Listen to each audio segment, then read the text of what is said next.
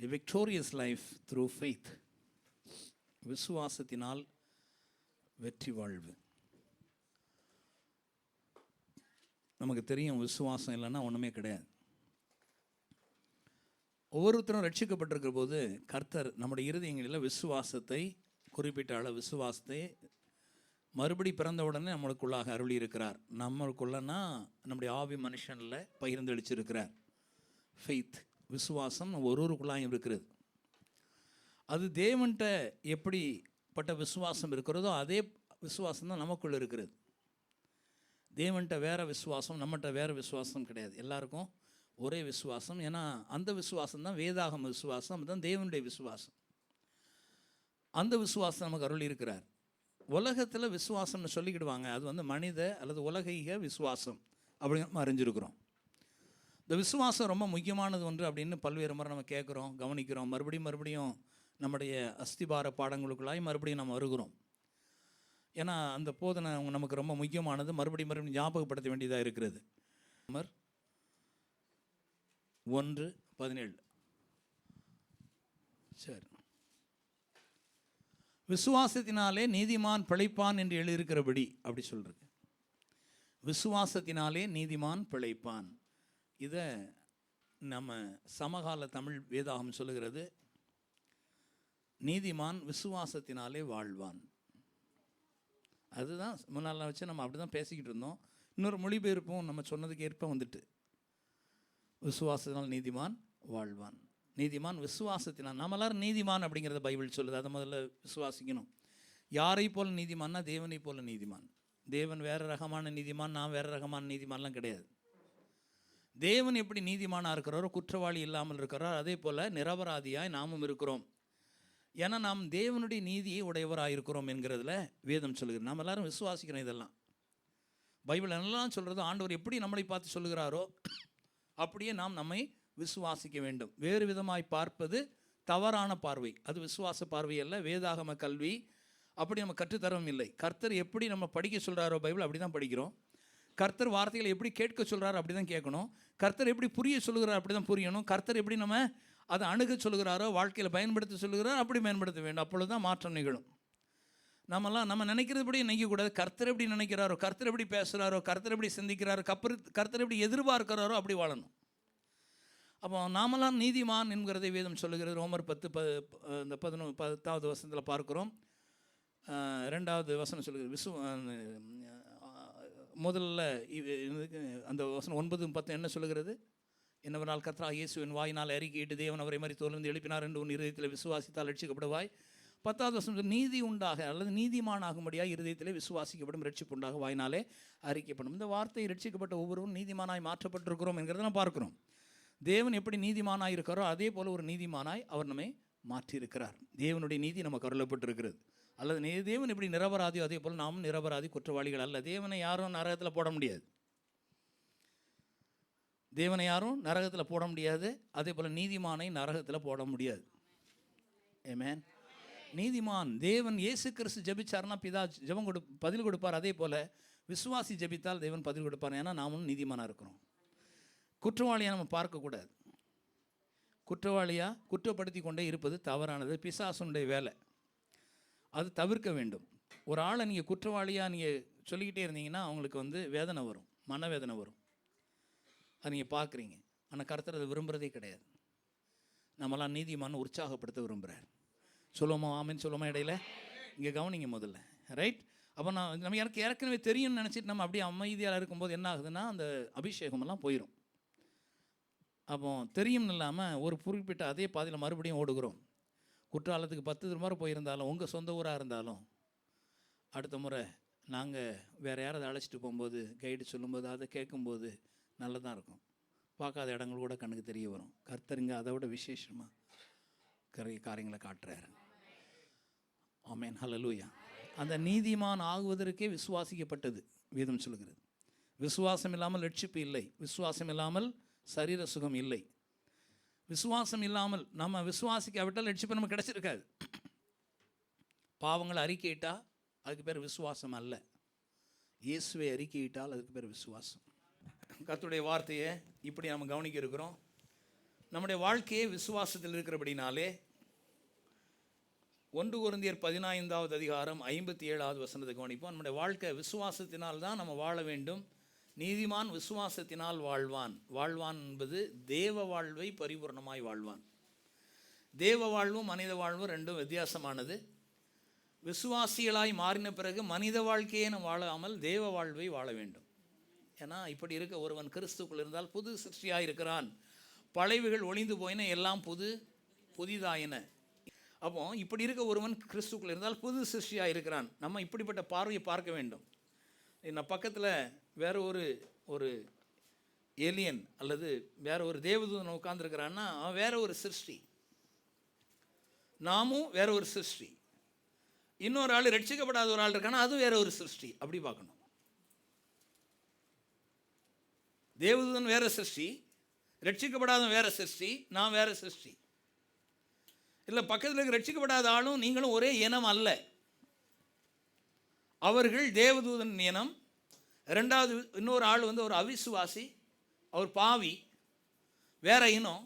நான் தேவனுடைய பிள்ளையாக இருக்கிறேன், நான் புது சிருஷ்டியாக இருக்கிறேன்னு பைபிள் சொல்லுது.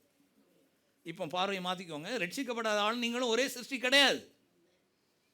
உங்களுக்குள்ளாக வேறு ஒரு மனிதன் இருக்கிறான் என்பதை விசுவாசிக்க வேண்டும். பெருமைப்படுறதுக்காண்டி சொல்லலை, உள்ளதை சொல்லல, உள்ளதை சொல்ல வேண்டும், சத்தியத்தை பேச வேண்டும். அப்போ ஒரு பாவி, ஒரு விசுவாசி இல்லாத ஒரு பாவி, தேவனுடைய பிள்ளையை மாறாத ஒருவர் வேறு சிருஷ்டி, நீங்கள் வேறு சிருஷ்டி. என்னால் இப்படி இருக்க ஒருவன் கிறிஸ்துவுக்குள் இருந்தால் புது சிருஷ்டியாக இருக்கிறான்.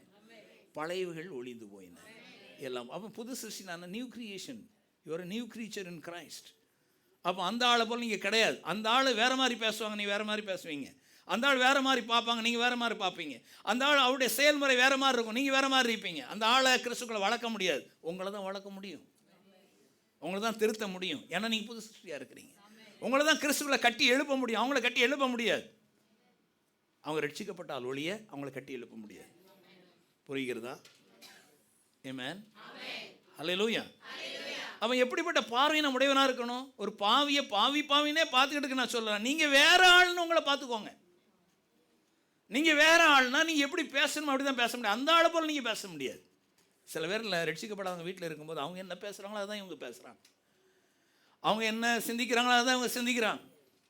அவங்களுக்கு இருக்கிற அந்த பரிதாபமான வாய், கஷ்டம், கவலைகளை பேசுகிறது போலவே இவங்க பேசுகிறாங்க. வாழ்நாள் எல்லாமே வருட கணக்கில் விசுவாச வார்த்தைகளை கேட்ட பின்பு இவருடைய வாழ்க்கையில் இவருடைய சிந்தனை செயல்கள் மாறவில்லை. ரட்சிக்கப்படாதவர்கள் எப்படி வாழ்கிறார்களோ அப்படியே ரட்சிக்கப்பட்டவர்கள் வாழ்கிறபடினால்தான் இந்த அடிப்படை உபதேசம் ஞாபகப்படுத்தப்படுகிறது. கர்த்தர் அதில் பிரியப்படுவாரா?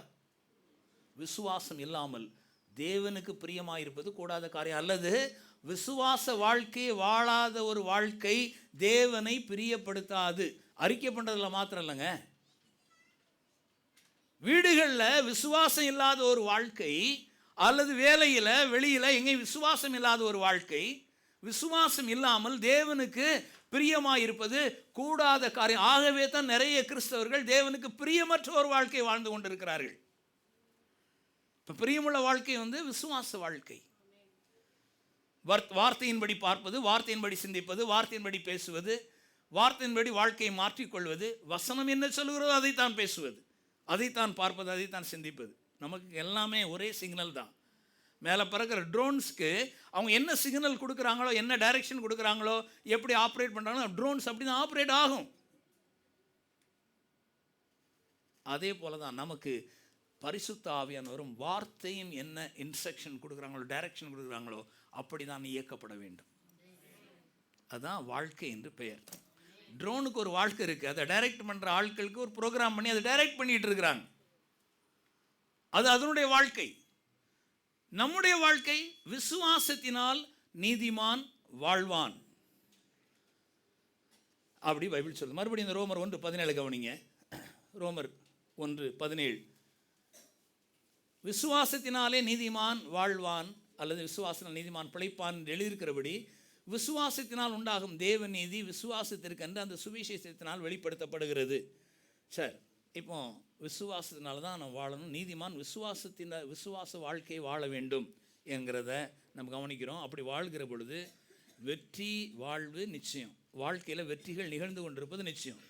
வெற்றின்னு நம்ம எதை நினைக்கிறோம்? வெற்றின்னு என்னத்தை நினைக்கிறீங்களோ அது உங்களுக்கு வெற்றியாக அந்த வாழ்க்கை நிகழும். இதுவரையில் அது நடக்கலை அப்படின்னு நினைக்கிற காரியமெல்லாம் நடந்தேறும். ஏன்னா நம்ம தான் அட்ஜஸ்ட் பண்ண வேண்டியதாக இருக்குது. நம்ம அட்ஜஸ்ட் பண்ணிட்டா போதும், கரெக்டாக எல்லாம் சாத்தியம். ஆமென். ரைட்டு. பாருங்கள், கர்த்தர் வந்து நம்மளை எப்படி டிசைன் பண்ணியிருக்கிறார் அப்படின்னா வெற்றியாக வாழ்கிறதுக்கு தான்.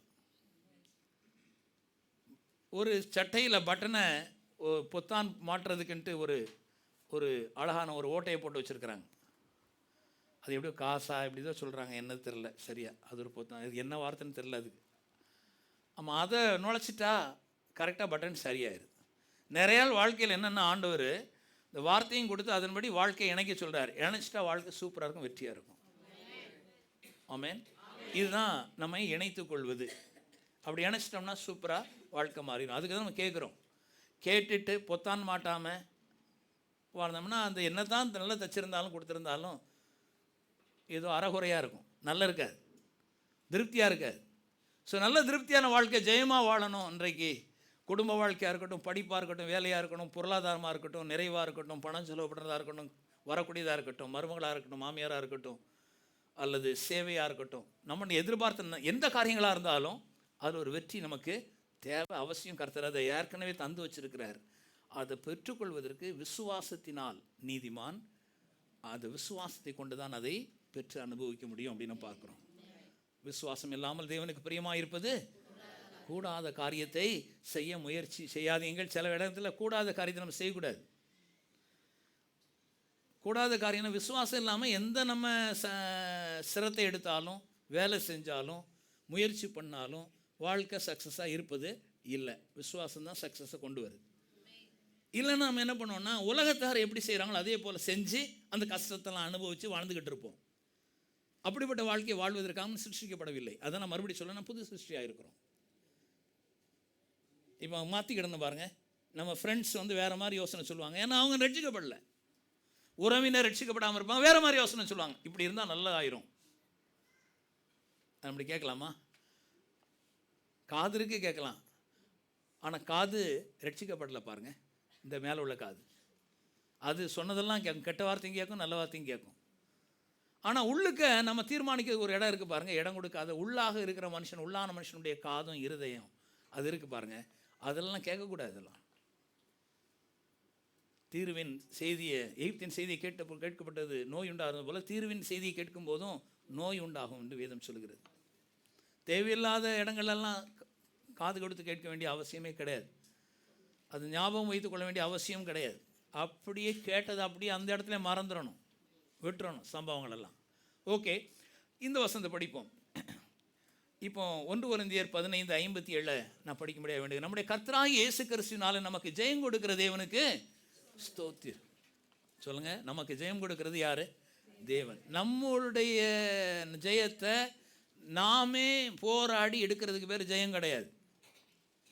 கர்த்தர் நமக்கு ஜெயத்தை தருகிறார் என்கிறது வாழ்க்கையில் நினச்சிக்கணும். முதல்ல நாம் கிடையாது, நான் முன்னிறுத்தாங்க. நம்முடைய வெற்றிக்கு காரணர் இயேசு கிறிஸ்து. அதுதான் அந்த இடத்துல இயேசுவை மையமாக கொண்ட விசுவாச வாழ்க்கை. அதுதான் இயேசுவை மையமாக. இது இயேசுவை பிரதிபலிக்கிறதா? நான் பேசுகிறது இயேசுவை மகிமைப்படுத்துகிறதா? இயேசு இந்த இடத்துல மகிமைப்படுகிறாரா? நான் மற்றவனோட கில்லாடின்னு நான் அறிக்கை பண்ணுறேன், நான் சொல்கிறேன்னா.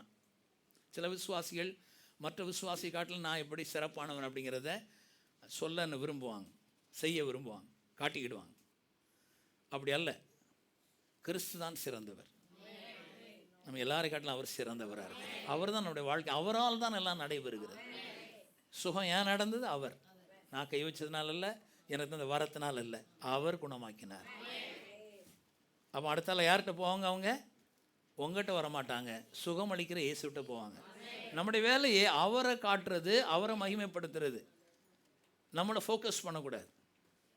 ஒரு ஆள் நம்ம ஃபோக்கஸ் பண்ணி அந்த ஆள் நமக்கு தான் ஃபோன் பண்ணணும், நமக்கு தான் அவங்க போய் ஜெபம் பண்ணணும், வேறு யாரும் சர்ச்சில் போயிடக்கூடாது ஜெபம் பண்ணுறதுக்கு, நம்மகிட்ட தான் அந்த வரம் இருக்குது அப்படின்னு ஒரு ஆள் நினைக்க ஆரம்பிச்சிட்டாங்கனாலே பிசாசு கொஞ்சம் அந்த ஆள்கிட்ட பேசுகிறான்னு அர்த்தம், வசனத்தை விட்டு அவங்களை டைவர்ட் பண்ணுறான்னு அர்த்தம். அது கர்த்தருக்கு நல்லா தெரியும். உள்ளத்தில், நம்முடைய உள்ளத்தில் அது நல்லாவே தெரியும். நம்ம கொஞ்சம் இப்படி இருக்கிறோம் அப்படின்னு தெரியும் பாருங்கள். சொல்லும்போது நம்ம சரி பண்ணிக்கணும். எப்பவுமே இயேசுவை மகிமைப்படுத்துறது, இயேசுவினாலே நமக்கு ஜெயம் கொடுக்குற தேவனுக்கு ஸ்தோத்திரம். ஒவ்வொரு ஜெயத்துக்கும் நம்ம படியிடுறோம் அப்படின்னா அங்கே கிறிஸ்து நமக்கு உதவி செஞ்சுக்கிட்டு இருக்கிறாரு அப்படின்னு அர்த்தம். ஆமென். இங்கே பெருமைக்கு இடமே இல்லை. நான் அன்றைக்கு ஒரு நாள் சொன்ன ஞாபகம் இருக்குன்னு நினைக்கிறேன். எப்பொழுதெல்லாம் கர்த்தருடைய வார்த்தையை நாம் புரிந்து கொள்கிறோமோ அந்த உடனேயே கீழ்ப்படிதலை கூட சேர்க்க வேண்டும். கீழ்ப்படிதலை கூட சேர்க்காம எனக்கு இதெல்லாம் தெரியும், எனக்கு இதெல்லாம் தெரியும், இதெல்லாம் படிச்சிட்டேன், பைபிளில் இதெல்லாம் படிச்சிட்டேன், இதெல்லாம் தெரியும், வேறு யாருக்கும் தெரியாது, எனக்கு மாத்திரம் தெரியும் அப்படின்னு சொல்லும் போது அங்கே என்ன வருது அப்படின்னா பெருமை வருகிறது. அப்போ வேதாகம அறிவு கீழ்ப்படிதல் இல்லாமல் வேதாகம அறிவை பெற்றுக்கொண்ட பிறகு கீழ்ப்படிதலை சேர்க்காவிட்டால் வருகிற விடை பெருமை.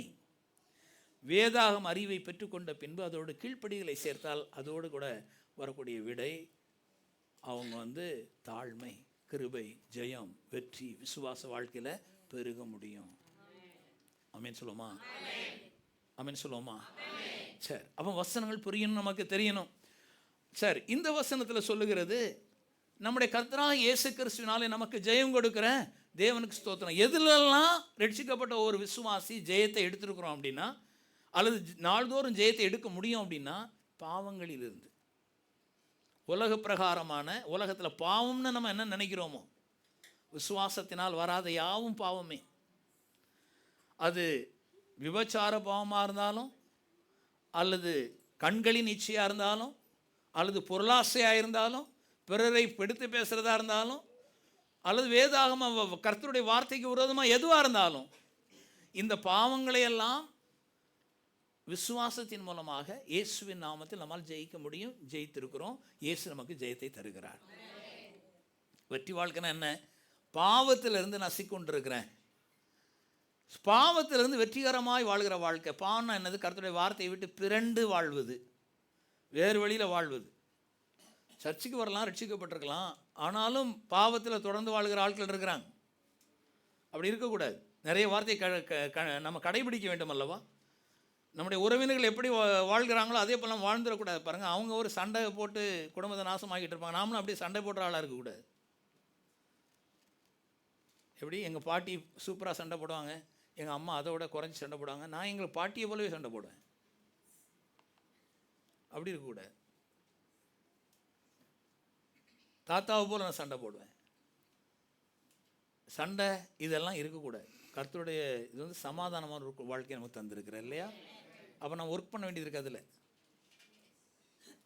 இட்லி வேகலைன்னா எடுத்துகிட்டு அந்த இப்படி எடுத்து ஒரு உரல் வச்சு இப்படி இப்படி அமுக்கி பார்க்குறாங்க பாருங்கள், வேகலை, வை இன்னும் 10 நிமிஷம்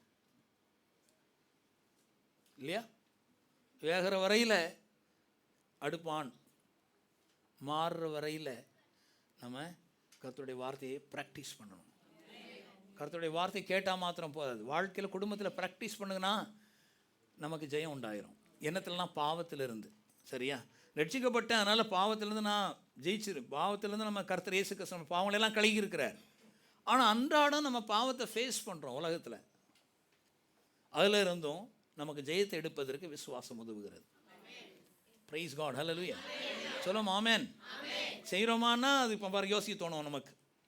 ரைட், இதை கடைபிடிக்கணும். அதுக்கு தான் கர்த்தருடைய வார்த்தையை நம்ம கேட்குறோம். அடுத்தது போகலாம். ரெண்டாவது பார்த்தோன்னா நம்ம வியாதியிலிருந்து, பாவம் மாத்திரம் இல்லை, வியாதியிலிருந்து ஜெயத்தை வாழ்கிறோம், வெற்றியாக வாழ்கிறோம், வியாதியை தோற்கடித்து. இப்போ கேள்வி என்னன்னா, வியாதியை தோற்கடிச்சிருக்கிறேன்னா வியாதி இன்னும் இருக்குதா என்கிட்ட? அப்போ விசுவாசத்தை இன்னும் கொஞ்சம் நல்லா பண்ணால் வியாதியிலிருந்து பரிபூர்ண விடுதலை எடுக்க முடியும். ஒரு ஆமீன் வரலையே, இன்னும் கொஞ்சம் நல்லா சொல்லலாமே ஆமீன். சும்மா சொல்லக்கூடாது, எல்லாம் விசுவாசிக்கணும். உண்மையில் எடுக்க முடியும்னு நினைக்கிறீங்களா? அதுதான் வசனத்தை நம்ம வசனத்தின்படி நம்ம செயல்படுகிற பொழுது கண்டிப்பாக நமக்கு ஜெயம் கொடுக்கிற தேவனுக்கு ஸ்தோத்திரம். ஆமென். நான் சொல்கிறேன், வியாதியில் சாகக்கூடாது. நீங்கள் வியாதியில் சாகக்கூடாதுன்னு நான் சொல்கிறேன். அப்போ தான் சாவோம்னு சொல்கிறவங்களாம் அமைதியாக இருந்துக்கோங்க, சாவமாட்டோம்னு சொல்கிறவங்களாம் ஆமேன்னு சொல்லுங்கள். வியாதியில் சாகணும், அதை கொடுத்து அடக்கம் பண்ணணும், இந்த வேலையெல்லாம் நம்மளுக்கு ஆகாது. வரமாட்டேங்க, சத்தமாக வந்தாலும் என்ன ஆகிட்டும்? வியாதியில் மறிக்கக்கூடாது. டாக்டர் கடைசி காலத்தில் ஆஸ்பத்திரியிலேருந்து ஒரு ஆள் மறிக்கக்கூடாது. ஹலோ, ஆஸ்பத்திரியிலேருந்து சாகக்கூடாது அப்படின்னு நான் நினைக்கிறேன். அவன் ஆஸ்பத்திரிக்கு போகாமல் எப்படி பிரதர் லாஸ்ட்டில் கொஞ்சம் 80-90 வயசு ஆகிட்டுனா இழுத்து நடக்கும்போது கொஞ்சம் ஆஸ்பத்திரி இன்னும் எதுக்கு நீங்கள் ஆஸ்பத்திரி வீட்டில் அழகான சூப்பராக பெட் போட்டு படுத்துருங்க. லாஸ்ட் முறையில் வீட்டில் இருக்கிற ஆள்கள் கூட இருங்க. அங்கே போய்ட்டு எதுக்கு சாகணும்? வியாதியில் எதுக்கு போனால் தான் ஆஸ்பத்திரிக்கு போகணும்? வியாதி இல்லாமல் இருக்கணும், வீட்டில் இருக்க வேண்டியதானே. ஆமென் சொல்லுங்கங்க. அப்போ பாருங்கள், இதெல்லாம் உங்களுக்கு நான் சொல்கிறேன், இதெல்லாம் நம்பணும், விசுவாசிக்கணும். சில ஏதாவது ஒன்று இருக்கணும் பாருங்கள் வாழ்க்கையில். சிலருக்கு ஒரு குறிக்கோளும் இருக்காது. ஆண்டவரே ஸ்தோத்திரம் ஸ்தோத்திரம், ஒரு குறிக்கோளும் முழுக்க போகவே போகாது, ஒன்றே நினச்சி பார்க்கவே மாட்டாங்க. ஆனால் அதுக்கு உள்டா கூட நிறைய பேர் பேசுவாங்க. ஏன்னா யாரும் கவனிக்கலாம், ஆசிரமம் இருக்குது, ஆசிரமம் பக்கத்தில் ஆஸ்பத்திரி இருக்குது. ஆசிரமம் ஆஸ்பத்திரி. வீடு பார்க்குற இடமெல்லாம் ஆஸ்பத்திரி சுற்றி தான் பார்க்குறது. ஆத்திர அவசரத்துக்கு படக்கணுங்க ஓடிக்கிடலாம். என்ன விசுவாசம் சொல்லியிருப்பாங்க நிறைய பேர். அதனால சொல்லும்போது அப்படியே இப்படி கிரிக்கிட்டு இருக்காங்க. பேப்பர் கிழிஞ்சிடாமல் நம்ம சில நேரத்தில் அப்படி ஓட்டும். இப்படிலாம் பார்க்கக்கூடாது. சர்ச்சு பக்கத்தில் இருக்குதான்னு தான் பார்க்கணும். நல்ல வசனம் பேசுகிற சர்ச்சு, அங்கே தான் நம்ம குடி பெயரணும். அப்படி தான் பேசியிருக்கிறோம். இருக்கீங்களா? ஆஸ்பத்திரியில் போகக்கூடாது, போகக்கூடாதுன்னு சொல்லல, ஆஸ்பத்திரியில் சாகக்கூடாது. இடையில டெஸ்ட் பண்ணி மருந்து வாங்கிட்டு வந்தீங்கன்னா ரைட்டாக இடத்துல மருந்துலாம் கம்மி பண்ணி குறைச்சி ஒன்றுமே இல்லாமல் ஆக்குறதுக்கு தான் நம்ம பேசுகிறோம். இது நீங்கள் சாப்பிட்ற மருந்தை காட்டிலும் வலிமை வாய்ந்த வார்த்தை. இதற்குள் வாழ்வு இருக்கிறது, ஜீவன் இருக்கிறது, சரீரத்தை குணமாக்கக்கூடிய வல்லமை இருக்கிறது. ஹல்லேலூயா, பிரைஸ் காட். இயேசுவே அதை தருகிறார். இயேசுவே வைத்தியராக இருக்கிறாரு. இயேசுவே குணமாக்குறவராக இருக்கிறார். அவர் வார்த்தையாக இருக்கிறாரு. அவர் வார்த்தையை அனுப்பி அவர் குணமாக்கி உங்களை அழிவுக்கு தப்ப வைக்கிறாருன்னு வேதம் சொல்லு. அதனால தான் கேட்குறீங்க இல்லையா? இது கர்த்தருடைய வார்த்தையை கேட்குறோம். மூளை சில நேரம் சம்மதிக்காது, ஆனால் விசுவாசி மூளையும் சம்மதிக்க பண்ணுகிறோம். மூளையை திருத்துகிறோம், நம்ம சிந்தையை திருத்துகிறோம். ஆமென். நாம் இப்பிரபஞ்சத்திற்கு ஒத்த வேஷம் தெரியாமல் தேவனுடைய நன்மையும் பிரியும் பரிபூர்ணமான சித்தம் என்னதென்று பகுத்தறியத்தக்கதாக நாம் உங்கள் மனம் புதிதாகும், நாம் மறுரூபமாகுங்கள். நம்முடைய மனசு புதுசாகணும். இதுக்கு முன்னால் எப்படி யோசிச்சுக்கிட்டு இருக்கோம் அப்படி யோசிக்கக்கூடாது. இந்த பிரசங்கத்தை கேட்ட பின்பு யோசிக்கிற விதம் மாறணும். நீங்கள் பேசுகிற விதம் மாறும், யோசிக்கிற விதம் மாறினா தான் பேசுகிற விதம் மாறும். நம்ம வேறு மாதிரி யோசிச்சுக்கிட்டே இருப்போம் பாருங்கள். ஒரு ஆளை வேறு மாதிரி பார்த்துக்கிட்டே இருந்தீங்கன்னா வரும்போதெல்லாம் உருன்னு தான் இருப்பீங்க. அவன் ஏன்னா அந்த ஆள் அப்படிப்பட்ட அவங்க பேரில் அப்படிப்பட்ட ஒரு எண்ணத்தை வச்சுருக்கிறீங்க. வரும்போதெல்லாம் அவங்கள பார்க்கும்போதெல்லாம் அவங்களுக்கு இங்கே வந்து அப்படியே எரியும். ஏன்டா முன்னால் வரான்னு. அனுபவம் இருக்குது உங்களுக்கு இருக்காது, எனக்கு தான் நிறைய இருக்குது. ஏன்னா நான் தானே இந்த உலகத்தில் பிறந்த நீங்களும் பரலோகத்தில் தானே வந்திருக்கிறீங்க இப்போ இல்லையா? இதிலே பார்த்தா தெரியும் பெருமை என்ன அளவு ஆட்கொண்டு இருக்க ஆளுகிட்ட. நம்ம போகிறத ஒளிய ஒப்புக்கொள்ள மாட்டாங்களே.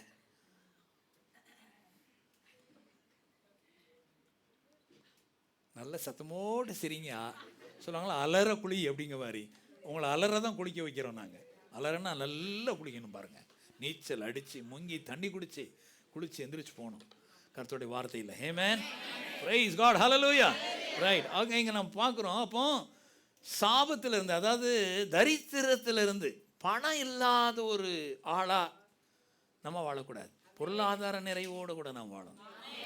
அது இல்லை இது இல்லை அப்படின்னு இருக்கவே கூடாது.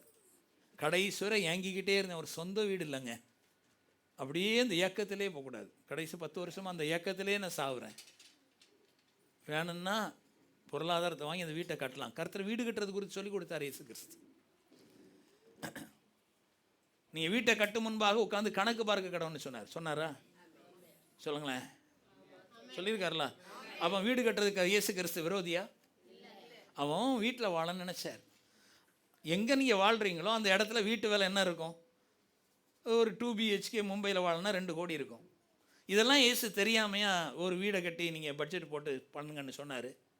எங்களுக்கெல்லாம் அங்கே கட்ட முடியாது, நாங்கள்லாம் கிராமத்தில் போயிட்டு எங்களுக்கு ஏற்ற இதெல்லாம் கட்டிக்கிடுவோம். அப்போ நீங்கள் என்ன விசுவாசின்னு கேட்குறேன்.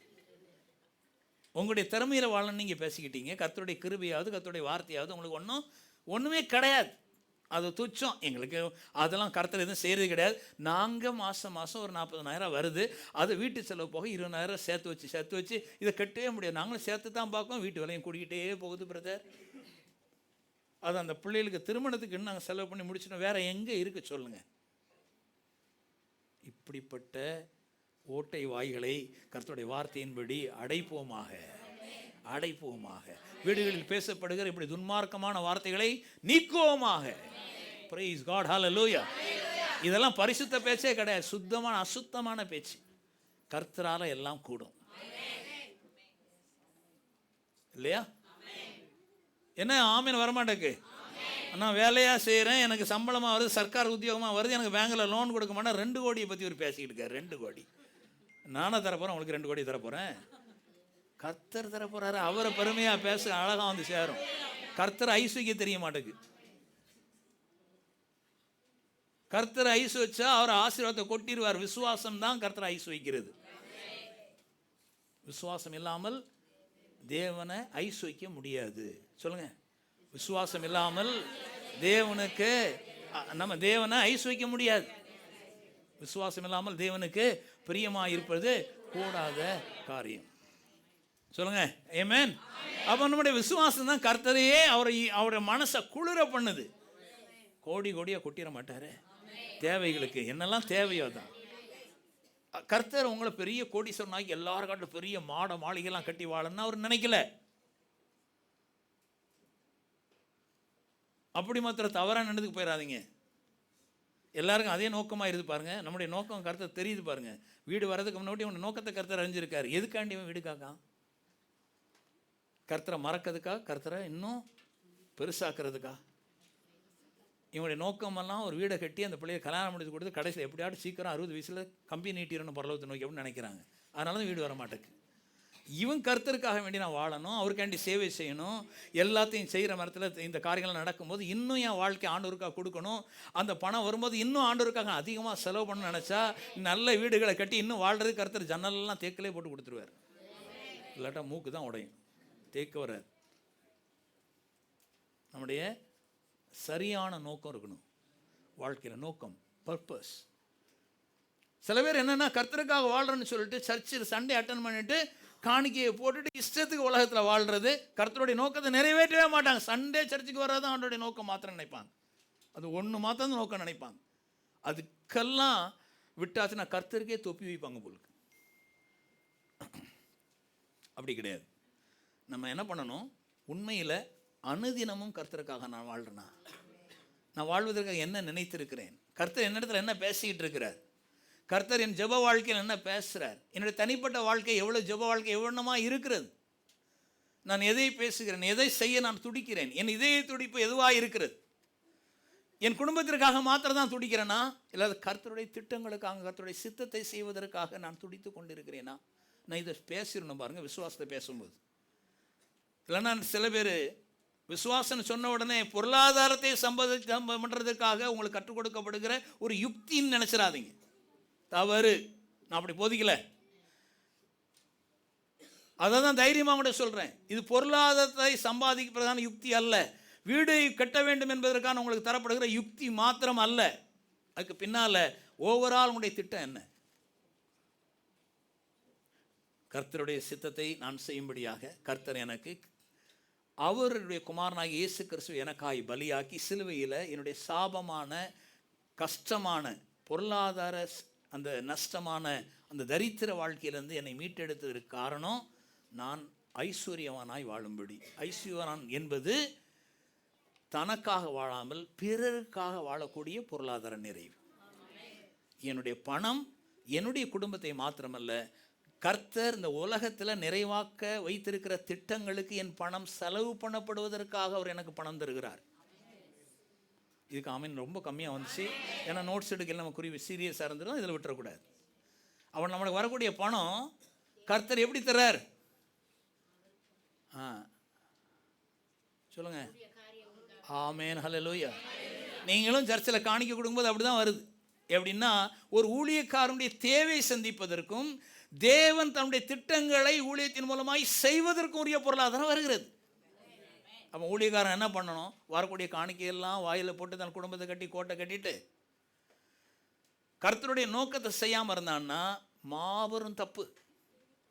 இவனும் நிறைவாக இருக்கணும். கர்த்தர் இந்த ஊழியக்காரன் மூலமாய் செய்ய இருக்கிற திட்டங்களை நிறைவாக்குவதற்கு வரக்கூடிய பொருளாதாரங்களை இவன் ஒதுக்கி செலவு பண்ணணும். அதே போல தான் உங்களுக்கும் கர்த்தர் உங்களுக்கு ஏன் ஆசீர்வாதத்தை தராரு, வேலையை தராரு, சம்பளம் வருது, எல்லாம் பணங்கள் பொருளாதாரம் எல்லாம் செழுமையாகுது. கர்த்தருடைய காரியங்களை நீங்கள் உங்கள் குடும்பத்தை நல்லாக்கி பிள்ளைகளை படிக்க வைத்து ஆளாக்கி வீடுகளை கட்டி வாழ்வதற்கு மாத்திரமாக அல்ல, நீங்கள் கர்த்தருடைய காரியங்களை அவருடைய திட்டங்களுக்கு அந்த பணம் செலவு பண்ணப்படும்படியாக கர்த்தர் கொட்டி தரார். ஆமென். அதற்காக தான் இந்த தரித்திர வாழ்க்கையிலிருந்து நம்ம வெற்றியை பெறுகிறோம். ஆமென் சொல்லுவோமா? ஆமென். ஹல்லேலூயா. நோக்கம் சரியா இருக்கணும், நோக்கம் சரியா இருக்கணும். ஆமென். நான் இது ஆரம்பத்திலேருந்து நம்ம சொல்லிக்கிட்டு இருக்கிறோம் பாருங்க. நான் எப்பொழுது ஊழியத்திற்கு போகணும்னு நினைக்கிறேனோ அப்போ ஊழியத்துக்கு முழு நேர ஊழியத்துக்கு வர்றதுக்கு முன்னாடியே, நான் ஊழியனாய் முழு நேர ஊழியத்துக்கு வர முன்னாடியே விசுவாசி ஆனபோது நான் செஞ்ச பணி என்னென்னா, நான் கர்த்தருக்காக எங்கேயாவது போய்ட்டு யார் கூடயாவது சேர்ந்து எங்கேயாவது சுவிசேஷம் சொல்லணும், ஜெபம் பண்ண போகணும், பாடலை பாடணும், அங்கே ரட்சிப்புகள் நிறைய பேர் நடத்தணும், அவருக்காக நான் வாழணும். நான் எனக்காக மாத்திரம் வேலை செய்யக்கூடாது, அவருக்காக நான் வாழணும். என்னுடைய பணம் எனக்காக மாத்திரம் அவருக்காக செலவு பண்ணப்படணும் அப்படின்னு அப்படி செலவு பண்ணதுக்காக என் வாழ்க்கையை முன்னாடியே கொடுத்துட்டேன். அதனால தான் பணங்கள், வேலைகள், நல்ல வேலைகள், வருமானங்கள்லாம் வர ஆரம்பித்தது. அப்போ விசுவாசமானது சும்மா பேச்சில் மாத்திரம் இல்லாமல் வாழ்க்கையோடு கூட பின்னி பிணைந்ததாக இருக்கணும், அர்ப்பணம் நிறைந்ததாக இருக்கணும், கீழ்ப்படிதல் உள்ளதாக இருக்கணும், வார்த்தையின்படி சிந்தித்து செயல்படுற அந்த விசுவாச வாழ்க்கை குறித்து நம்ம சொல்கிறோம். நீதிமான் விசுவாசத்தினால் வாழ்வான். சொல்லுங்கள், நீதிமான் விசுவாசத்தினால். அப்போ விசுவாசம்னா என்ன? விசுவாசம் என்பது நம்பப்படலின் உறுதியும் காணப்படாதவர்கள் நிச்சயமாக இருக்கிறது அப்படின்னு எபிரேயர் 11:1 சொல்லுகிறது இல்லையா?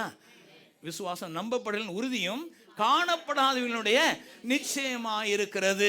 அப்போ கன்றதை பேசுறதுக்கு பேரு, அனுபவிக்கிறத பேசுறதுக்கு பேரு விசுவாசம் அல்ல. ஒரு விசுவாசி கண்டதையும் அனுபவிக்கிறதையும் பேசிக்கிட்டு இருந்தான்னா அவன் விசுவாசம் கிடையாது. காணாதவைகளை, வேதாகமத்தில் நமக்கு சொல்லியிருப்பவைகளை, நமக்கு எது உடையவைகளாய் நாம் இருக்கிறோம் என்று சொல்லுபவர்களை தான் நாம் பேச வேண்டுமே ஒழிய அனுபவங்களை பேசுவது மிகவும் தவறு. நிறைய பேர் இருக்கிற வேதனைகளை தினந்தோறும் நிறைய பேசுவாங்க. காலையிலேருந்து 24 மணி நேரம் நைட்டு தூங்குறதை தவிர மற்ற நேரத்தில் தன்னுடைய அனுபவம் என்னெல்லாம் இருக்குதோ அதெல்லாம் யார்கிட்டையாவது போய் சொல்லிடுறது,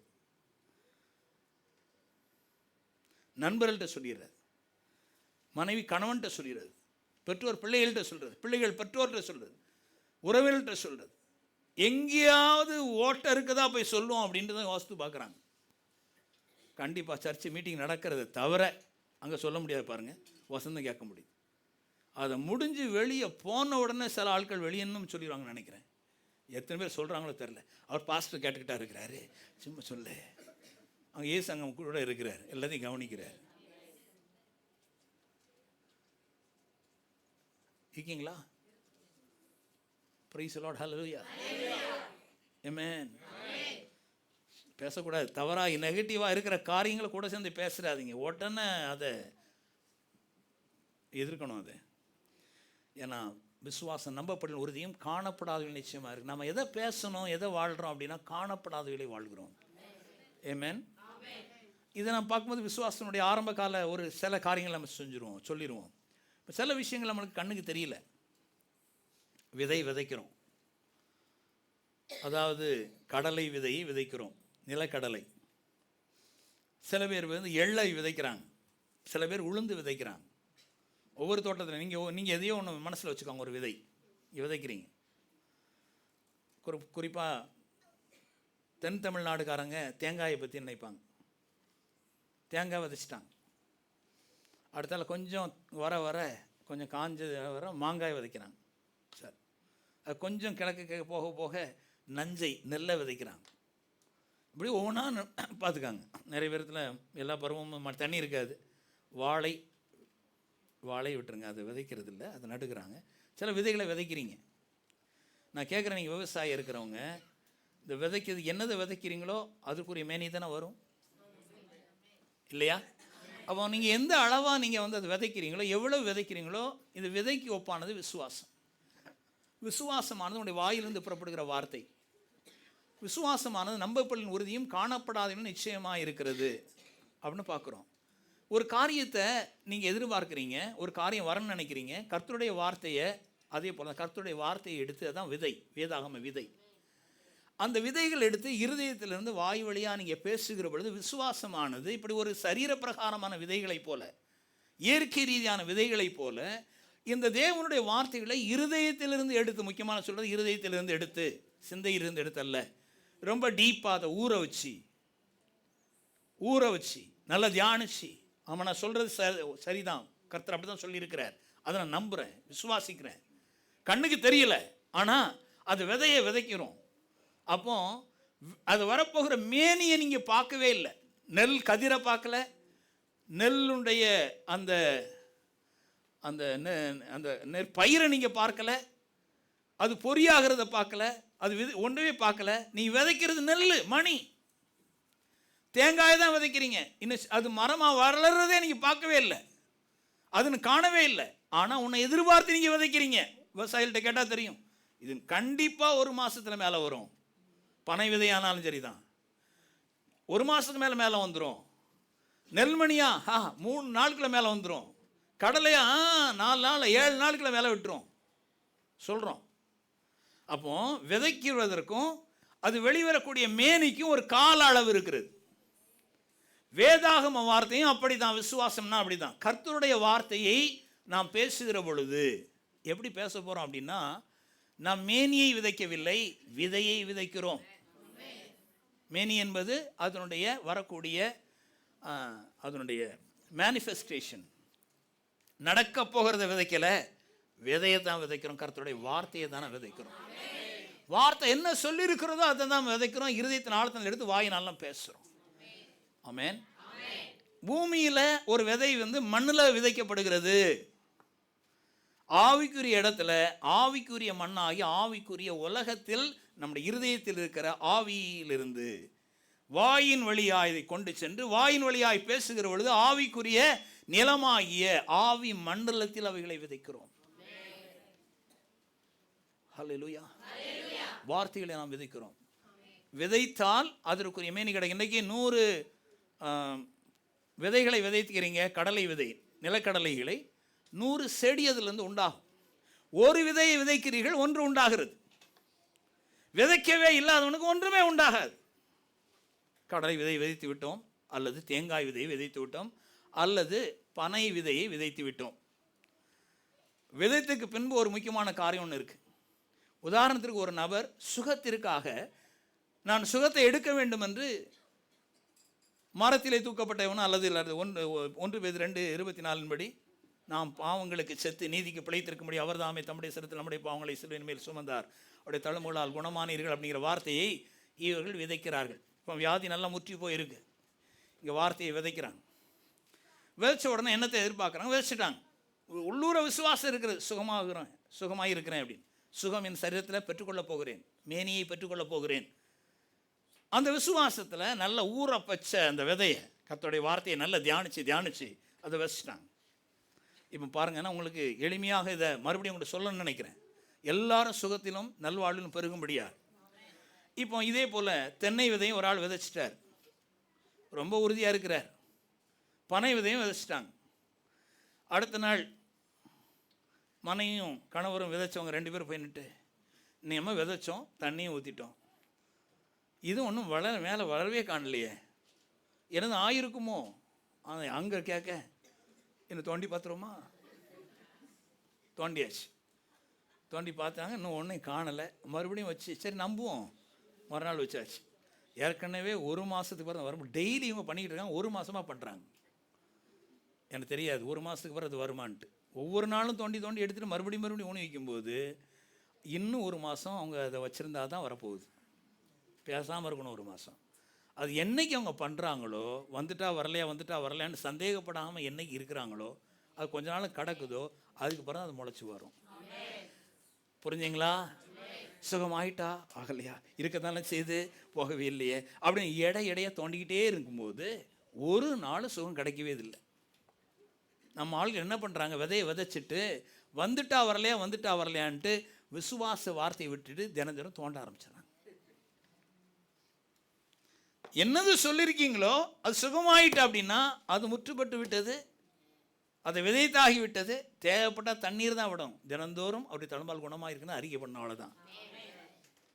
தண்ணீர் விடுறதுக்கு பதில் தோண்டி எடுக்கிற முயற்சியில் நிறைய பேர் இருக்கிறதுனால தான் சரீர சுகத்தையோ பொருளாதார ஆசீர்வாதங்களையோ நல்ல காரியங்களையோ நல்ல குடும்ப வாழ்க்கையோ நல்ல மனைவியோ பிள்ளைகளையோ பெற்றுக்கொள்வது இல்லை. ஆமென் சொல்லுங்களா? ஆமென் ஹல்லேலூயா. நிறைய பேர் அவங்களுக்கு ரொம்ப நண்பர் இருப்பாங்க, கர்த்தருடைய வார்த்தைக்கு விரோதமாக தான் சொல்லக்கூடிய நல்ல நண்பராக இருப்பாங்க, ரொம்ப வருஷமாக பழக்கமாக இருப்பாங்க. பொருளாதாரத்துக்கு சொல்லிக் கொடுக்குற நண்பர் ஆஃபீஸில் இருப்பார், அல்லது ஒரு சிஏவாக இருப்பார். மருத்துவத்தை குறித்து சொல்ல ஒரு டாக்டர் ஒரு நண்பராக இருப்பார், அதில் குடும்பத்தில் வேறு திருமண ஆலோசனை சொல்ல வேற ஒரு நண்பர் இருக்கலாம், சொந்தக்காரங்க இருக்கலாம். எல்லாரையும் காட்டிலும் உங்களுக்கு கர்த்தருடைய வார்த்தை சிறந்த நண்பர். அவங்க என்ன சொன்னாலும் சில வேளையில் நிராகரிக்கவும் தெரிந்திருக்க வேண்டும். கற்றுக்கொண்ட வார்த்தையின்படி சரியாய் செல்வதற்கு உங்களோட விசுவாசத்தை ஒருபோது விட்டுறக்கூடாது. என்னதை விதைத்தீர்களோ, ஒருவேளை டாக்டர் சொல்கிற நோய் முற்றி கொண்டு போகிறது, நீ சொல்லணும் நோய் சுகமாகி கொண்டு வருகிறது. எப்படி சொல்கிறீங்க? நான் அதை விசுவாசிக்கிறேன், தேவனையும் அவருடைய வார்த்தையும் விசுவாசிக்கிறேன் சொல்லிட்டு அந்த இடத்துல. Price God. ஹல்லேலூயா. ஆமென். ஹல்லேலூயா சொல்லுமா? ஹல்லேலூயா. Praise the Lord. கர்த்தர் நல்லவர். ஆமென். ஸோ அப்போ விசுவாசத்தினால எதெல்லாம் ஜெயிக்கலாம் அப்படின்னா, டாக்டர் நீ செத்து போவாயின்னு சொல்லியிருந்தா கூட அதுலேருந்து நம்ம விடுதலை எடுத்துக்கொள்ள முடியும். விசுவாச வாழ்க்கை. ஏன்னா நம்ம ஏற்கனவே படித்தோம்னா 1 கொரிந்தியர் 15:17 57 இயேசு கிறிஸ்துனால நமக்கு அவர் ஜெயம் தருகிறார் அப்படிங்கிறது. ஆமென். அவன் வியாதி நேரத்தில் இப்படி நினைக்கக்கூடாது. டாக்டர் சொல்லிட்டாரு, இந்தியாவில் இதுக்கு மருந்தே கிடையாது, அமெரிக்காலையும் கிடையாது, உலகத்தில் எங்கேயும் கிடையாது, இந்த நோய்க்கு சாவுதாங்க, ஏன்னா வீட்டுக்கு கூப்பிட்டு போயிருங்க அப்படின்னு சொன்னாலும் உங்களால் முடியாது, எங்கள் தேவனால் முடியும்னு சொல்லிட்டு வாங்க. 2 போட்டு வாங்க அங்கே. ஆமென் ஹல்லேலூயா.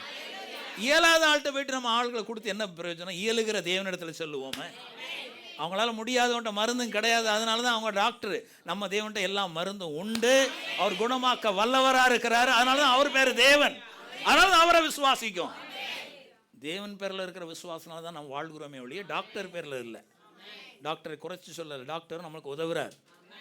ஸோ அதனால் டாக்டர் பேரில், கடவுள் பேரில் வச்சுருக்க நம்பிக்கை டாக்டர் மேலே வைக்க முடியாது. யார் மேலே எப்படிப்பட்ட நம்பிக்கை வைத்திருக்கிறோம், எப்படிப்பட்ட விசுவாசத்தை வைத்திருக்கிறோம் ரொம்ப முக்கியமானது. ஆமென்.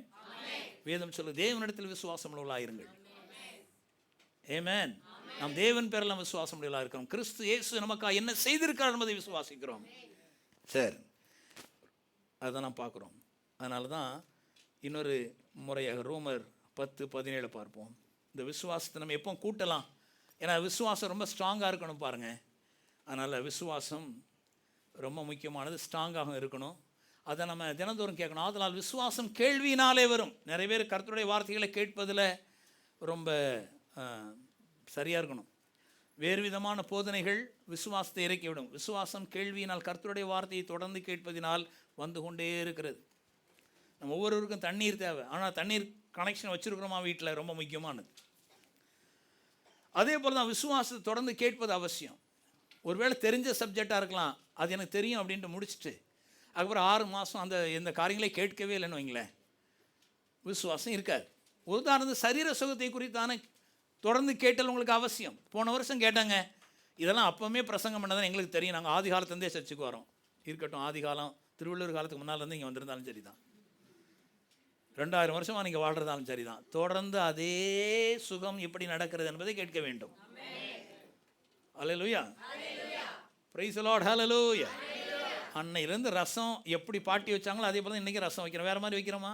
இல்லை, அதே தான். ஏன்னா இன்றைக்கி வைக்கிறது அதோட குறைஞ்சி தான் இருக்குது. பாட்டி வச்சது இன்னொரு டேஸ்ட்டாக தான் இருந்துச்சு. சூப்பர், அப்படி தான் டேஸ்ட் தான் இருக்கும். ஆனால் இப்போ வர என்னென்னது? ஆமாம். ஸோ நான் என்ன சொல்கிறேன், விசேஷமெல்லாம் கிடையாது. ஆனால் நான் அதனால தான் பழசு நம்மளுக்கு இப்பவும் தேவை.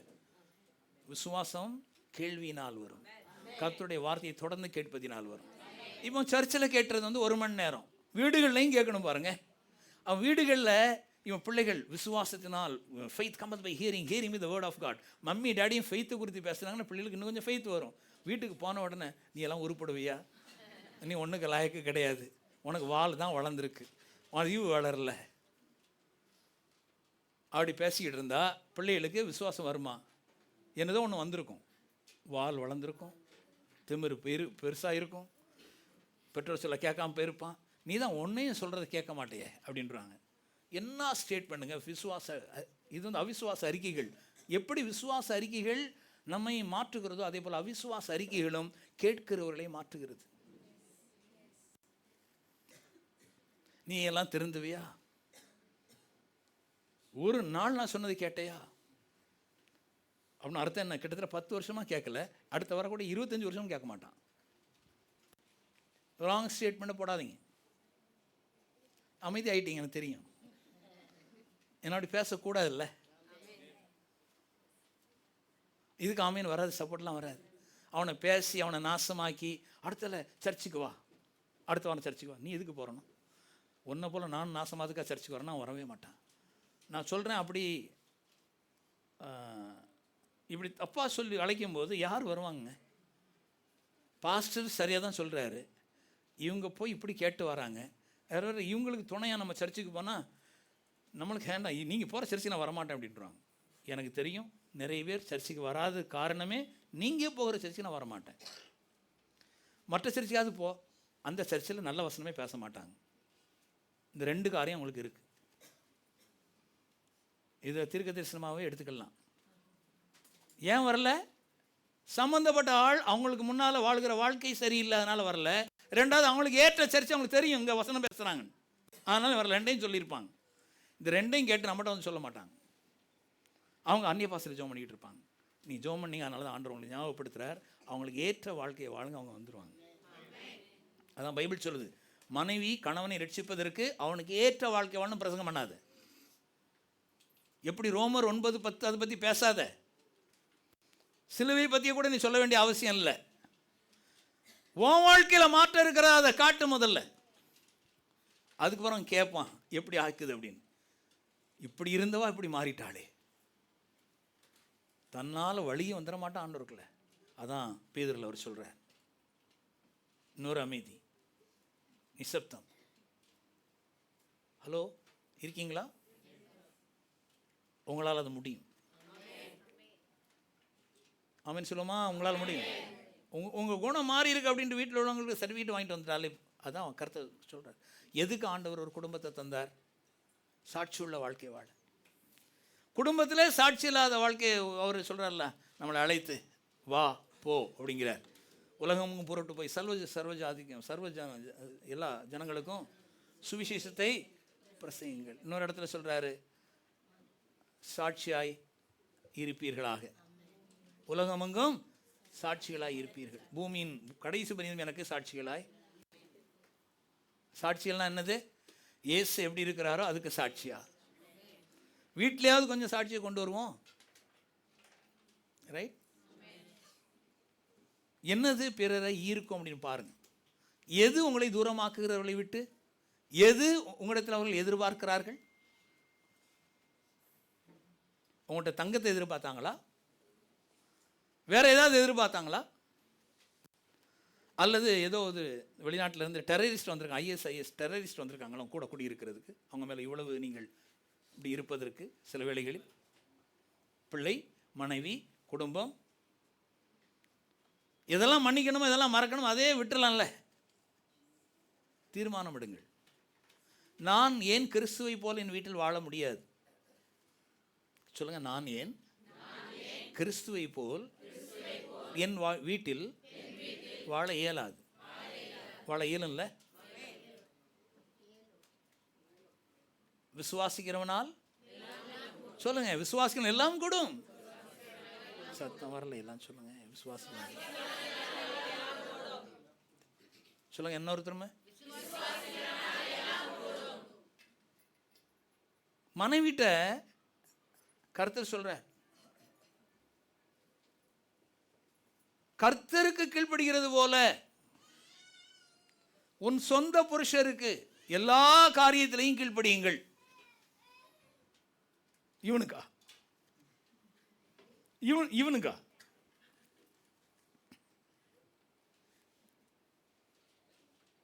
உங்க புருஷனை எப்படி பார்க்க சொல்றாருன்னா, கர்த்தருக்கு கீழ்ப்படுகிற சேம் டிகிரியில் சொல்றார். ஆனால் இன்னைக்கு மற்றவங்களுக்கு கீழ்ப்படுகிறது போல கூட உங்களுடைய கணவனுக்கு கீழ்ப்படுகிறது இருந்துச்சு அப்படின்னா குடும்பமே அப்படியே மாறிடும். கணவன் என்னத்தை எதிர்பார்க்குறான் தெரியுமா? மனைவிகள் தங்களுக்கு கீழ்ப்படுகிறதை கணவன்மார் விரும்புகிறார்கள்.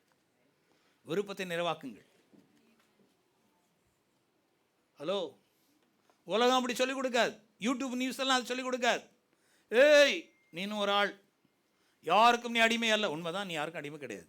ஆனால் கணவனுக்கு நீ கீழ்ப்படின்னு சொல்லியிருக்கா இல்லையா பைபிளில்? பிசாசு எவ்வளோ தந்திரமாக அதை மாற்ற விரும்புகிறான். சாராள் எப்படி தன் ஆபிரகாமுக்கு கீழ்ப்படிந்தால் என்ற வேதம் சொல்லவில்லையா? சொல்லுங்க சொல்லுங்களேன். ஆமேன் சொல்லுமா? கேட்க தானே செய்கிறோம். ஆமென். ஸோ கீழ்ப்படிதலை மனைவி கொண்டு வந்துட்டாங்கன்னா எப்படி இருக்கும் பாருங்க. நீங்கள் என்னெல்லாம் எதிர்பார்க்குற அந்த காரியங்கள் நடக்க ஆரம்பிச்சிடும் மனைவிமார். அதே போல் தான் கணவன் தன் மனைவி மேல் அன்பு கூறுவதும். ஓகே, சப்ஜெக்ட் இன்னைக்கு அது அல்ல. ஏன்னா அன்பில்லாமல் விசுவாசம் வேலை செய்யாது. அதுதான் சொல்ல வரேன். நீங்கள் கீழ்ப்படிதலை காட்டாமல், கணவனுக்கு கீழ்ப்படி இல்லாமல், வார்த்தைக்கு கீழ்ப்படியாமல் விசுவாசம் வேலை செய்வது இல்லை. ஆண்டவரே ஸ்தோத்திரம், எனக்கு சுகத்தை தந்ததற்காக ஸ்தோத்திரம் அப்படி சொல்லியிருக்கீங்க. ஒரு இடுப்பு பக்கத்தில் வலி இருந்து ரெண்டாவது பக்கம் வருது. என்னெல்லாம் சொல்லி பார்த்தேன், ஒன்றும் நடக்கலையே. இவர் தான் இந்த பிரசங்கம் பண்ணார், ஒரு விதையை விதைச்சா நிறைய அழகாக சுகம் வருன்ட்டு. நான் நல்ல அறிக்கை தான் பண்ணேன், ஆனால் இந்த பக்கம் வலிச்சது இப்போ இங்கேயும் வருது. இப்போ ஒத்த கால் வச்சு இப்படி இப்படி நடந்தேன், ஆனால் இப்போ ரெண்டு பக்கம் நடக்க முடியல. அதனால தான் சர்ச்சைக்கு வரல.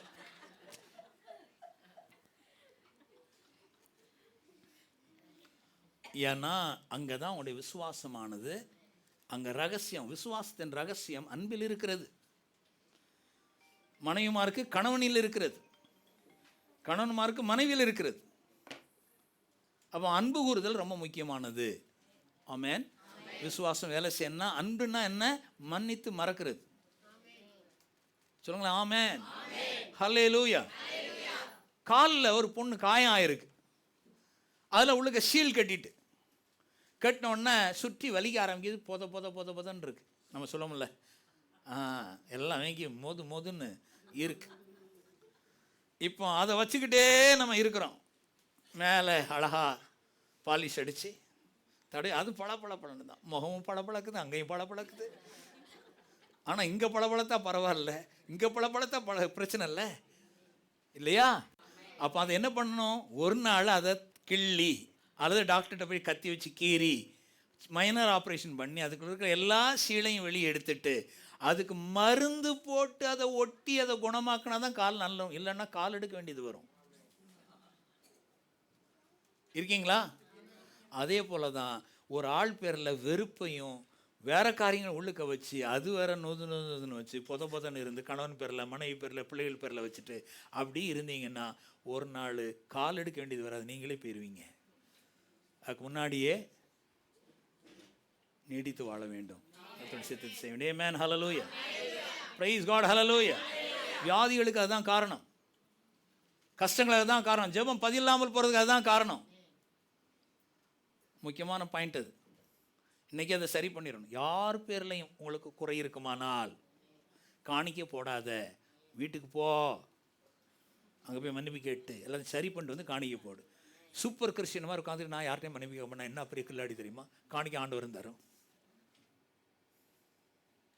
போயா எந்திரிச்சு போயான்ட்டார், வீட்டுக்கு போவோம், காணிக்கன வேண்டாம். ஆனால் 2 காசு போடுறால உங்களை எல்லாரும் அதிகமாக கொடுத்தாங்கிற.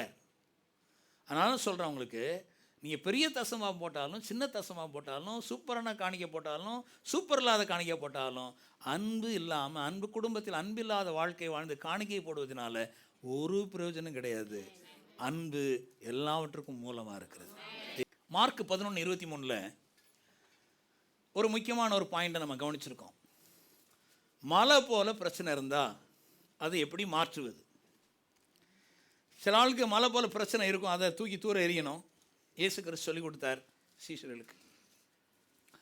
எவனாயினும் இந்த மலையை பார்த்து நீ பெயர்ந்து சமுத்திரத்திலே தழுண்டு போய் என்று சொல்லி தான் சொன்னபடியே நடக்கும் என்று தன் இருதயத்திலே சந்தேகப்படாமல் விசுவாசித்தால் அவன் சொன்னபடி ஆகும் என்று மெய்யாகவே உங்களுக்கு சொல்லுகிறேன். இந்த 2 விஷயம் இருக்குது பாருங்கள். சில வேளைகளில் வியாதியை பார்த்தோ அல்லது பெரிய பெரிய பாரமான பிரச்சனைகளை பார்த்தோ, தடைகளை பார்த்தோ, கஷ்டங்களை பார்த்தோ, சோதனைகளை பார்த்தோ, பெரிய மலையா வாழ்க்கையில் வந்து நிற்கிது, அசையவே மாட்டேங்குது.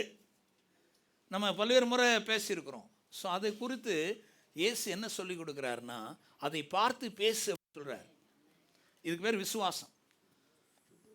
அதை பார்த்து பேசுவது விசுவாசம். உதாரணத்திற்கு ஒரு பெரிய கேன்சர் வியாதி, டாக்டரோட ரிப்போர்ட் சொல்லுகிறது, நீங்கள் அதை ரகசியமாய் பாதுகாத்து வீட்டிலே வைத்திருக்கிறீர்கள், யார்கிட்டையும் சொல்லக்கூடாது. ஜெபம் பண்ணுறீங்க, அந்நிய பாஷையில் பேசுகிறீங்க, ஜெபம் பண்ணுறீங்க, அந்நிய பாஷையில் பேசுகிறீங்க, 1 வருஷம் ஆகுது, யாருக்குமே தெரியல, ஜெபிக்கிறீங்க, அந்நிய பாஷையில் பேசுகிறீங்க. அடுத்த கடைசியில் உங்களுக்கு உயிரை காவு கொள்ளுகிற நேரத்தில் மாத்திரம் கடைசி நேரத்தில் வந்து சொல்கிறீங்கன்னு வச்சுக்கிடும். வழி நடத்துகிற பாஸ்டருக்கே தெரியாது. அதுவும் அவ்வளோ ரகசியம் போயிட்டு. அந்த வியாதி இல்லாமல் அப்படி வியாதி வருகிற நேரத்தில் உங்களுடைய மேய்ப்பர்களை வரவழைப்பானாகன்னு வேற சொல்லியிருக்கு. அதெல்லாம் செய்கிறது கிடையாது. அவ்வளோ ரகசியம், பரம ரகசியம். அப்படிங்க மாறி கொண்டு போகும்போது என்ன ஆகுதுன்னா, பிசாசு பயங்கரமான வேலை செஞ்சிடறான். உங்களை லோக்கலாக கொடுக்கப்பட்டிருக்கிற உங்களுடைய பாஸ்டருக்கும் அது மறைவாயிருதுன்னு வைங்களேன். பிசாசு நல்ல சக்க போடு ராஜான்னு ஆயிடுது. கொண்டு போயிடறான் கூடிய சீக்கிரத்தில்.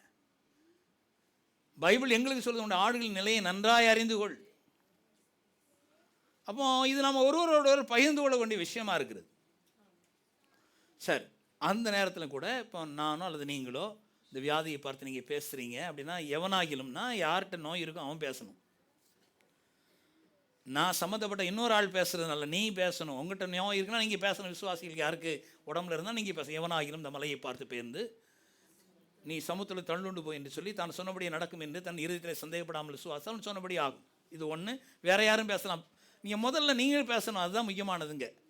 உங்கள் சொந்த காலில் நிற்கணும். சொந்த கால் 2 கால் இருக்கு. அதில் எலும்புகள்லாம் கொடுத்துருக்கிறார். அதே போல் உங்களுக்குள்ள விசுவாசத்தையும் தந்திருக்கிறார். அது எலும்பலை காட்டும் வலிமையானது விசுவாசம். அதில் நிற்கணும். அதான் கர்த்தருக்கு மகிமை உண்டாக்கும். ஏன்னா பைபிள் என்ன சொல்லு, விசுவாசத்தினால் நீதிமான் வாழ்வான். இன்னொரு இடத்துல அவனுடைய விசுவாசத்தினால் வாழ்வான். அவன் தன் விசுவாசி வாழ்வான் என்று சொல்லியிருக்கு. இங்கே அடுத்த விசுவாசத்தை வாழக்கூடாது. ஏதாவது சின்ன வியாதி வந்து நாம் ஜெபம் பண்ண, பெரிய வியாதி வந்து இன்னொரு ஆள் காலில் நிற்கிறேன் கிடையாது. அவங்களோட ஃபெய்த் ஒர்க் ஆகாது. அப்போ பயிற்சி செய்து உடம்பை கால்களை வலிமையாக்குவது போல விசுவாசத்திலும் பயிற்சி செய்து விசுவாசத்தை வலிமையாக்க வேண்டும். தொடர்ந்து விசுவாச வார்த்தைகளை கேட்கிறது மாத்திரம் இல்லை. அப்போ நீங்கள் மலையை பார்த்து நீங்கள் பேச வேண்டும். இருக்கிற மலையை, அது உங்களுக்கு கண்ணுக்கே தெரியல, அது வியாதி இருக்குதுன்னு வச்சுக்கிடுவோம். கண்ணுக்கு தெரியல, சரீரத்தில் இருக்குது. ஆனால் இருக்கிறத பார்த்து, பெரிய மலையை பார்த்து, கஷ்டத்தை பார்த்து, பிரச்சனையை பார்த்து நீங்கள் பேசுகிறீங்க. அதே போல் தான் அவங்க இயேசு கிறிஸ்து அத்திமரத்தை பார்த்து பேசினார். பேசினோன்னா அத்திமரத்தினுடைய வேர்களெல்லாம் மறுநாள் வந்து பார்க்கும்போது பட்டு போயிற்று. அத்திமரத்தின் வேர்கள் பட்டு போயிற்று. வேர்கள் பட்டது மாத்திரம் இல்லை, மரத்தின் இலையே பட்டு போச்சு. பாருங்க, அவர் பேசின உடனே அந்த சீஷர்களுக்கும் உடனடியாக ஓடி போய் இயேசு பேசிட்டார். ஆனால் அன்னைக்கு நேரத்தில் கேட்டாங்க பாருங்க. இயேசு பேசின உடனே அத்திமரத்தை பார்த்து, இந்த நாளிலிருந்து இனிமேல் ஒருவனும் உன்னிடத்துல கனியை புசியாது இருப்பானாங்க அப்படின்னு சொல்லிட்டா இருப்பாருங்க. அதனால பேசின உடனே சீசர்கள்லாம் கேட்டாங்க. அன்றைக்கு பார்த்தா பச்சை பசேர் தான் நிற்கிது. ஆனால் மறுநாள் தான் அது பட்டுச்சு. அப்போ பேசுவதற்கும் வெளிப்படையான அடையாளத்திற்கும் சமயம் பிடித்ததை பார்க்கிறோம். அல்ல சொல்லுமா? ஹலோ, கவனிக்கிங்களா? அப்போ ஒரு பிரச்சனையை பற்றி பேசுனதுக்கு பிறகு மறுநாள் வரையில் அந்த அத்திமர கதையை யாருமே பேசலை. நீர் பேசினீர்னு வந்தவங்க சொல்லவும் இல்லை. நீர் பேசிட்டீர் அண்ணன் பச்சையாக தான் நிற்கிதுன்னு சொல்லலை. யாரும் பேசலை. மறுநாள் தான் வந்து பார்க்குறாங்க, எல்லாம் பட்டிருக்கு. அதனால தான் உடனே இயேசு சொன்னார், அத்திமரம் மாத்திரம் இல்லைப்பா, இந்த மலையை பார்த்து பேசினாலும் எவனா இந்த மலையை பார்த்து நீ பெயர்ந்து சமுத்திரத்தில் தள்ளுண்டு போய் என்று சொல்லி தான் சொன்னபடியே நடக்கும் என்று தன் இருதயத்தில் சந்தேகப்படாமல் விசுவாசித்தால் சொன்னபடி ஆகும் என்று மெய்யாக எனக்கு சொல்லுகிறேன். இதில் 2 காரியம் இருக்குது. இதுவரையில் கேட்டது 2 புரிதல் இருக்குது. புரியாமல் மறுபடியும் இந்த வசனத்தை மாத்திரம் எழுதி வச்சுட்டு போயிட்டு இருக்காங்க. வசனம் ஏற்கனவே எத்தனை முறை நம்ம நோட்டில் எழுதியிருப்போம். இப்போ அதில் என்ன இருக்குன்னா, விசுவாசத்தை 2 முறை செயல்படுத்துகிற காரியத்தை நான் சொல்கிறேன். 2 முறை மலையை பார்த்து பேசும்போது நம்முடைய இருதயத்திலிருந்து அனலூட்டப்பட்ட ஒரு விசுவாசமானது மலையை பார்த்து பேசுகிறோம் அல்லது பிரச்சனையை பார்த்து பேசுகிறோம். இயேசுவின் நாமத்தில் நீங்கி போவாயாக அப்படின்னு சொல்லுகிறோம். ரைட்டா? ஏன்னா நம்முடைய வார்த்தை சொல்லுகிற தலைமுறையால் குணமானேன் என்று வியாதிகளுக்காக சொல்கிறேன். சரியா? பேசின உடனே அதுக்கு பிறகு அந்த வியாதி அப்படியே தான் இருக்குது. கேன்சர் அப்படியே தான் இருக்குது. மறுநாள் போய் டெஸ்ட் எடுக்கிறீங்க, அப்படியே இருக்குது, குறையில. நீங்கள் அதை பார்த்து உடனே மழை இருக்கிறது அப்படின்னு பார்த்துட்டு நான் பேசினேன் போகலை அப்படின்னு சொல்லிட்டு இருக்க தான் செய்யுது அப்படின்னு மனம் தளரக்கூடாது. அதுதான் முக்கியமானது. அடுத்தால பேசுனதுக்கு பிறகு அறிக்கை செய்த பின்பு, ஏன்னா விசுவாசம் என்பது அறிக்கை செய்வது, விசுவாசம் என்பது பேசுவது, பார்த்து பேசுவது அல்லது கட்டளையிடுவது, அல்லது விசுவாசம் என்பது டிக்ரி அல்லது ஒரு ஒரு அறிவிப்பு செய்வது. எல்லாருக்கும் முன்பாக விசுவாசம் என்பது அறிவிப்பு செய்வது, பேசுவது, அறிக்கையிடுவது, கட்டளையிடுவது, இதெல்லாம் விசுவாசம்தான். இந்த இடத்துல கட்டளையிடுகிறோம், மலையை பார்த்து. இங்கே ஒரு அறிக்கை செய்வதில் ஒரு கட்டளையிடுகிறோம். இந்த இடத்துல வந்து கட்டளையிடுகிற அந்த அந்த அந்த விசுவாசம். அதை பேசின உடனே அதற்கு பிறகு அந்த மலையானது நீங்கி போகும் வரையில், அதாவது மலையானது காணாமல் போகும் வரையில், பிரச்சனை, வியாதி, கேன்சர் காணாமல் போகும் வரையில் நீங்கள் ஒன்றும் செய்ய போகிறீங்க. தொடர்ந்தேர்ச்சியாய் நீங்கள் பேசியது நிறைவேறி வருகிறது என்பதை விசுவாசிக்க வேண்டும். ஒருபோதும் இடையில விட்டுறக்கூடாது. சந்தேகத்துக்கு சந்தேகப்படாமல் அந்த குறிப்பிட்ட காலம் வரையில் எந்த சந்தேகம் உள்ளுக்க நுழைய விடாமல் வேலி அடைத்து பாதுகாக்க வேண்டியது நம்முடைய பொறுப்பு. அல்லேலூயா. இப்போ முதல்ல என்னதை பண்ணோம்? முதல்ல அனலூட்டப்பட்ட விசுவாசமானது பேசப்படுகிறது. ரெண்டாவது, நீங்கள் பேசியதற்கு பின்பு நீங்கள் செயல்படக்கூடிய விசுவாச வாழ்வு இருக்கிறது அல்லவா? நான் பேசினேன், அது நிகழ்ந்திருக்கிறது, விரைவில் அது மேனிஃபெஸ்ட் ஆக போகிறது, நடக்க போகிறதில்ல, அது வந்து வெளிப்பட இருக்கிறது. ஏன்னா விதையை ஊனிட்டீங்க, குறிப்பிட்ட காலத்துக்குள்ள அது வெளிப்பட இருக்கிறது என்று தொடர்ந்து எரிச்சு அதை நீரூட்டுகிறீர்கள் ஒழிய அவிசுவாசமாக இடையில சந்தேகப்பட்டக்கூடாது. சந்தேகம் மனசில் வரலாம், ஆனால் சந்தேகப்பட்டவே கூடாது. மனசுக்கு வர்றதை உடனடியாக விரட்டி அடிச்சிடணும். No no no, I believe, I received. என் கண்ணுக்கு தெரியல, ஆனால் அது கிடைச்சிருக்கு ஆவிக்குரிய உலகத்தில். ஆவிக்குரிய உலகத்தில் விதையை ஊனி இருக்கிறேன், ஆவிக்குரிய உலகத்தில் அது வெளிப்பட ஆரம்பிக்கும். அப்பொழுது இங்கேயும் வெளிப்பட ஆரம்பிக்கும். அல்லேலூயா சொல்லுமா? அல்லேலூயா. Praise God. ஹல்லேலூயா. இது முக்கியமான ஒரு காலம். ஒரு நேரம் பேசுறது, அதுக்கு பிறகு மறுபடியும் பேசின உடனே நடக்கலை அப்படின்னு சொல்லிட்டே இருக்காதீங்க. அது அப்படி தான் நடக்கும். நீங்கள் பேசின உடனே நடக்க, வெளியே தெரியாமல் இருந்தால் உடனேயும் தெரியலாம், கொஞ்சம் நாள் கழிச்சும் தெரியலாம், சில மாதம் கழிச்சும் தெரியலாம். தொடர்ந்து விசுவாசமானது தொடர்ந்து பேசப்பட வேண்டும். சுகமாக இருக்கிறேன், சுகமாக இருக்கிறேன். மனசில் என்ன வரும்? ரிப்போர்ட் வாங்கும்போது அது வேதனைகள் கூடியிருக்கலாம், எல்லாம் கூடிக்கொண்டே இருக்கலாம். ஆனால் நாம் பேசுறதை விட்டுறவே கூடாது. ஏனெனில் நாம் அறிகுறிகளினால் நடக்கிறவர்கள் அல்ல, நாம் அடையாளத்தினால் நடக்கிறவர்கள் அல்ல, தரிசித்து நடக்கிறவர்கள் அல்ல, நாம் விசுவாசத்தில் நடக்கிறவர்களாக இருக்கணும். ஆனால் புறம்பே இருக்கிற அடையாளங்கள் நம்முடைய விசுவாசத்தை ஒருபோதும் கீழே கொண்டு வந்து விட கூடாது. ஆமென். ஹல்லேலூயா. Praise the Lord. எபிரேயர் 11வது அதிகாரம் 32வது வசனத்தை பாருங்க. எபிரேயர் 11:32.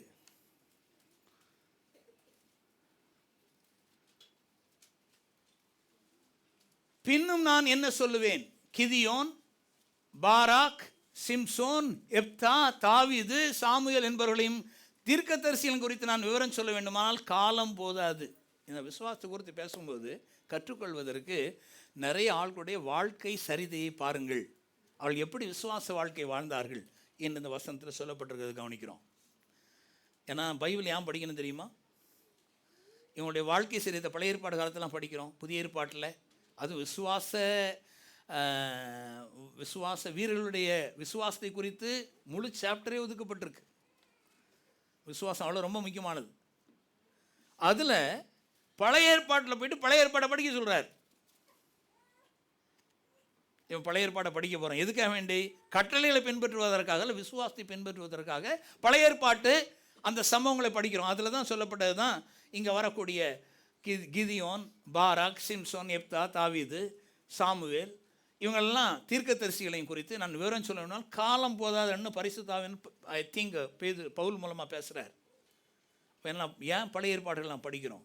அந்த சம்பவங்களை படித்து பார்க்கும்போது அதில் விசுவாசத்திற்கு வலுவூட்டக்கூடிய காரணங்கள் இன்றைக்கு இருக்கிற தேவைகளை நிறைவேறது ஏராளமாக இருக்கிறது.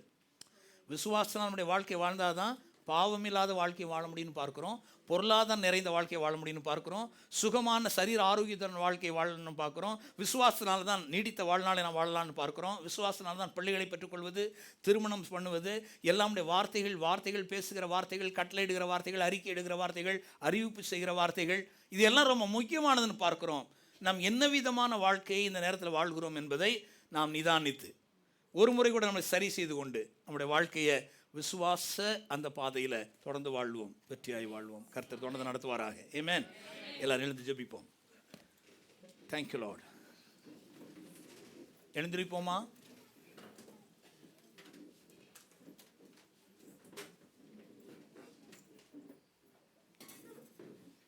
பரலோக பிதாவே, இயேசுவின் நாமத்தினாலே நம்முடைய சமூகத்தில் நாங்கள் வருகிறோம். ஆண்டவரே, விசுவாசத்தினால் நீதிமான் வாழ்வான் என்று சொல்லியிருக்கிறீர். வெற்றியாக வாழும்படியாக விசுவாசத்தை நாங்கள் மறுபடி பிறந்த பொழுது எங்கள் இருதயத்தில் தந்த தேவரீர், உமக்கு ஸ்தோத்திரம் செலுத்துகிறோம்.